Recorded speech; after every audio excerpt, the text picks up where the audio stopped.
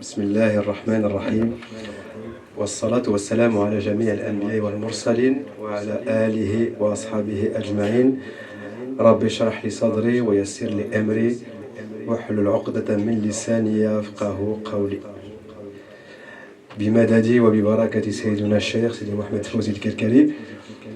Donc nous allons pour je ne sais plus la combienième année maintenant célébrer la naissance du prophète sallallahu alayhi wa sallam.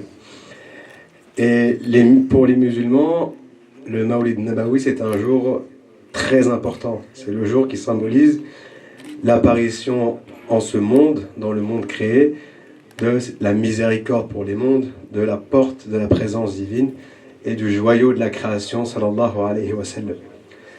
Pour les Karkaris, c'est encore plus fort, puisque pour les Karkaris, le Mawlid Nabawi symbolise le jour où cette étoile du soleil mohammedien est descendue dans leur cœur et a changé, bouleversé leur existence.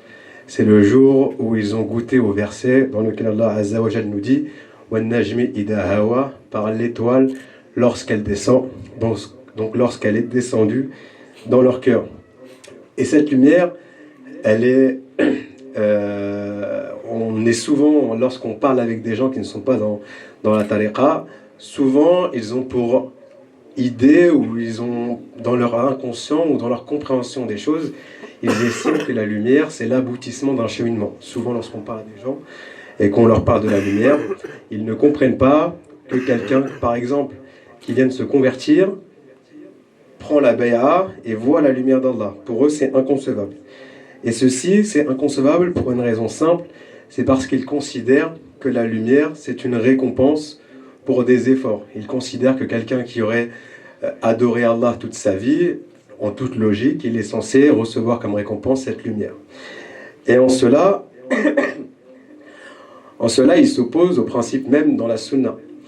Puisque nous avons un hadith rapporté par l'imam al-Tirmidhi dans son Jami', rapporté par Sayyiduna Abu Huraira. Et Sayyiduna Abu Huraira, il nous dit « Je n'ai jamais rien vu de plus beau que le messager d'Allah sallallahu alayhi wa sallam. » Donc le hadith continue, mais lorsqu'on arrive à cette phrase, on se dit ok, donc il va nous le décrire, il va nous dire il était magnifique, il était tel.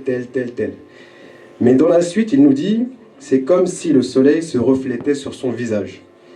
Donc là, il nous montre ou il nous parle d'autre chose que de simplement sa beauté physique. Et il poursuit en disant lorsqu'il souriait, la lumière se reflétait sur les murs alentours. Et donc là, une question se pose. La question qui se pose, c'est comment ça se fait que le prophète sallallahu alayhi wa sallam, alors qu'il était à Mecca, comment ça se fait que à Sedna ou à Médina à l'époque, comment ça se fait que pendant la période de sa vie, les compagnons le voyaient comme une lumière, le voyaient comme Abu Huraira le décrit, le voyaient lumineux véritablement. Et en parallèle, on avait des gens comme Abu Jahl ou Abu Lahab qui le voyaient ténébreux, qui le décrivaient comme quelqu'un de ténébreux, etc., etc. Donc on a une seule et même personne ici, et on a plusieurs descriptions qui sont en totale opposition, à croire qu'on ne parle pas de la même personne. Et la raison est très simple, c'est parce que les compagnons, radiallahu anhum, Allah leur a illuminé leur cœur pour la simple et unique raison qu'ils ont reconnu la wilaya, la nubuwa et la risala du prophète sallallahu alayhi wa sallam. Les compagnons, ils étaient dans la jahiliya et ils ont été sortis de cette jahiliya par le prophète sallallahu alayhi wa sallam et leur cœur s'est illuminé par le simple fait qu'ils ont reconnu le prophète comme étant un wali, un prophète et un messager sallallahu alayhi wa sallam. Et à contrario, donc on a les mécréants de Quraysh qui, eux, ne voyaient rien d'autre que toute la description qu'ils en ont faite. Et cette réalité-là, de la lumière mohammedienne, c'est une réalité qui est héritée d'héritier en héritier, de wali en wali, jusqu'à la fin des temps. Autrement dit, lorsque quelqu'un nous pose la question comment vous m'expliquez que vous voyez la lumière alors que vous venez de vous convertir? Tu viens de te convertir, Tu prends la béate, tu vois la lumière, ça n'a pas de sens. Moi, je prie depuis 80 ans, je prie depuis 70 ans, j'ai jeûné. Pourquoi moi, je ne vois pas la lumière? Eh bien, tout simplement parce que cet homme-là qui s'est converti, il n'a pas vu la lumière parce que c'est quelqu'un d'exceptionnel. Personne dans la salle pourrait prétendre être quelqu'un d'exceptionnel. Il a simplement vu la lumière pour la simple et unique raison qu'il a reconnu la wilaya du shir de cette époque, qui est le shir Sidi Mohamed Fawzi al-Kalkali. Pour rien d'autre, il n'y a rien qui puisse récompenser quoi que ce soit. La lumière est tellement exceptionnelle qu'elle ne pourrait jamais récompenser quoi que ce soit, qu'on pourrait adorer Allah pendant 100 000 ans, que ça ne récompenserait pas rien du tout. Donc la réponse, elle est très simple. La lumière, elle est accordée à celui qui reconnaît sa source, qui reconnaît son origine. Et son origine, c'est la wilaya. Et cette wilaya, à chaque époque, elle change de visage, mais elle reste la même. Et cette wilaya, celui qui la reconnaît donc, eh bien, il goûte à ce même hadith qu'on vient de lire. Il goûte au verset que je disais au début, وَالنَّجْمِ إِذَا هَوَى, par l'étoile lorsqu'elle descend. Donc il voit véritablement cette étoile descendre dans son cœur. Et cette étoile ne descend pour aucune autre raison que parce que le wali d'Allah a demandé à Allah qu'il lui fasse descendre cette lumière dans son cœur. Et donc, la lumière, contrairement à ce que beaucoup pensent, ce n'est pas une fin en soi, ce n'est pas une récompense à quoi que ce soit, c'est simplement le début. C'est le tout début du cheminement. Autrement dit, celui qui n'a jamais vu la lumière, celui-là n'a jamais cheminé, puisqu'il n'a cheminé que depuis sa nefs vers sa nefs. À aucun moment, il n'a eu un point vers lequel cheminer. Et cette lumière-là, c'est le point qui permet de cheminer et qui permet d'avancer jusqu'à s'éteindre dans